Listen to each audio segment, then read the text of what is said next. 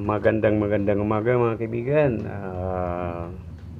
Sana ay nasa buti kayong kalagayan at saka Happy New Year. Mga kaibigan, ngayon ay magdi-DIY tayo. Paano po linisin ang ating magneto. Ito yung mga gamit natin. Ito nabili ko po sa Lazada. Ay baliktaran 24 at 27. Ayan po. Ayan. Tapos ito po number 17 at saka mga kaibigan, kung meron tayong impact, mas maganda pa. Meron tayong impact, mas maganda para madali po, hindi tayo mahirapan sa pagbaklas ng ating magneto. At saka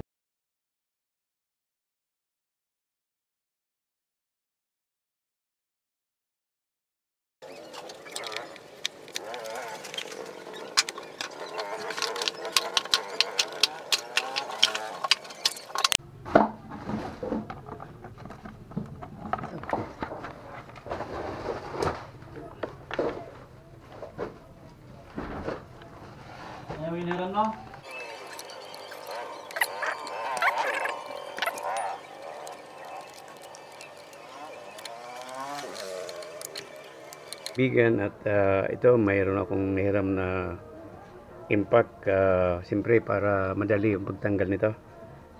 Meron ako sa kapatid ko at number 17 po ang gamit natin dito. Ayan, dali lang po. At saka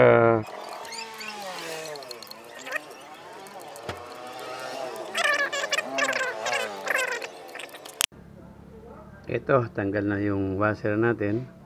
At ngayon polar naman.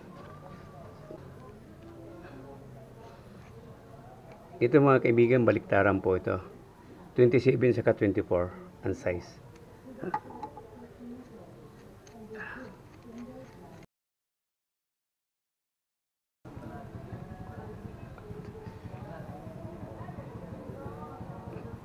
Mga kaibigan, ang pihit natin ito counter clockwise. Yan po. Kailangan mahigpit natin. Yan. Okay na. Mga kaibigan, okay. Ito, mahigpit na po. At lagay natin to.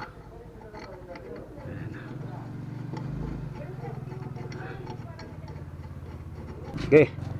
Tapos ang pinaman ay clockwise.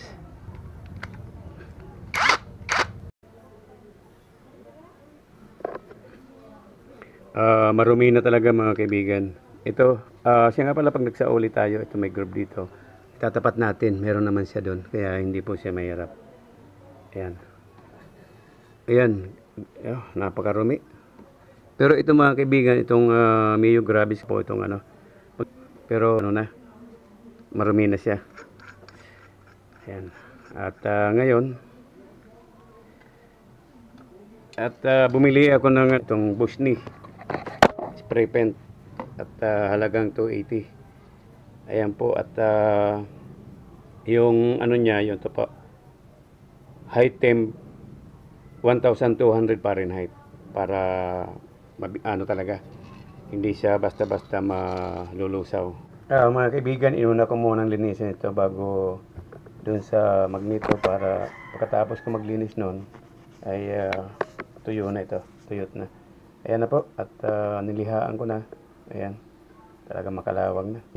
Kaya para sa mga may scooter na motor, malaga ito dahil kinakalawang talaga. Ito mga kaibigan, hindi ko lang pipinturahan dito dahil nandito yung magnet. Ito lang yung babaw. Tapos ito tatakpan ko. Kasi may kaibigan, ito linagyan ko ng ito yung packing tape. Ito. Gusto ko kasi na hindi pinturahan, pero iwan ko lang sa iba, nakita ko pininturahan to. Pati nga sa loob, pero hindi ko pinturahan dahil nandito yung magnet. At saka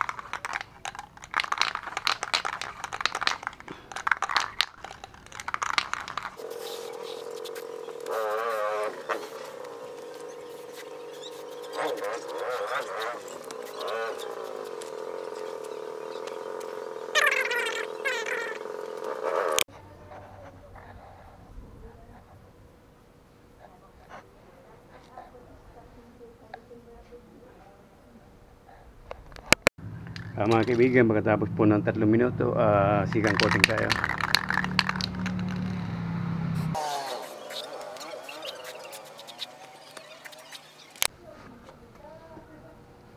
Habang nagpapatuyo tayo ng ating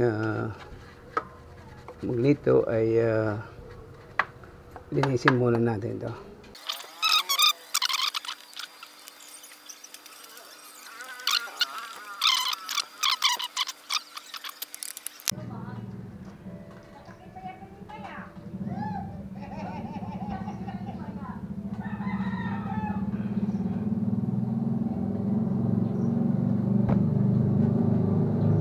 Tanggalin muna natin ang aking itong mga dahil tinabunan ko. Yan, ito po, tanggalin ko muna para okay.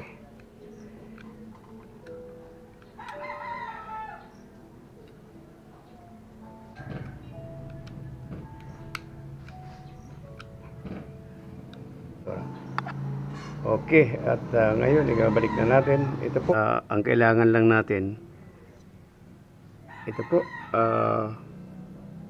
ayan, nakikita nyo ba?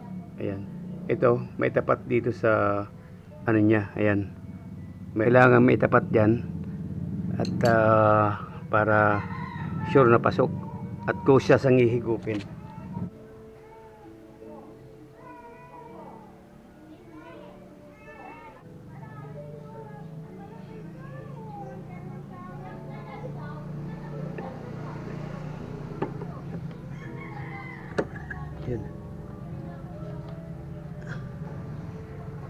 Mga kaibigan, hindi po siya mahirap ipasok at kung gusto nyo pwede nyo ganyanin kung talagang sumasabit na at sabit naman siya, yan po at okay naman. Ngayon balik natin yung washer, huwag niya kalimutan yung washer. Ito po, washer, huwag kalimutan, kailangan flat na flat po at para hindi po ma-loose thread ang ating motor.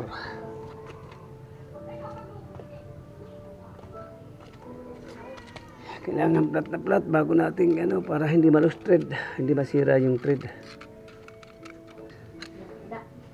Kamay lang muna.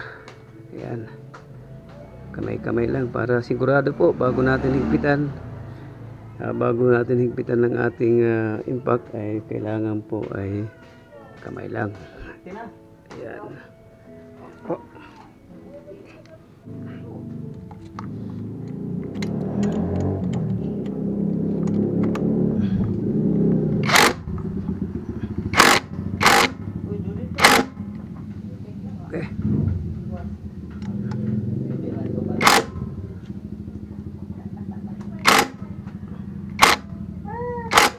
Okay.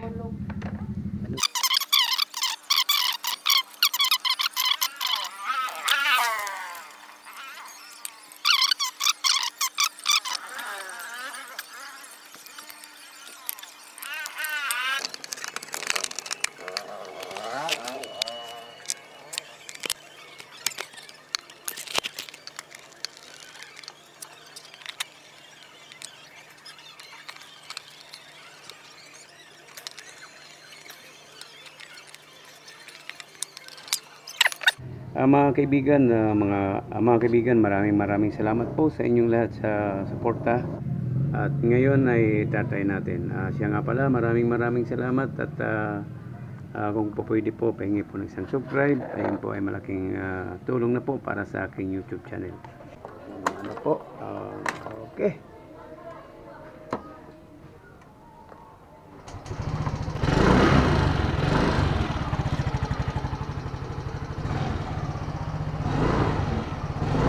Ayun po, okay na po ang ating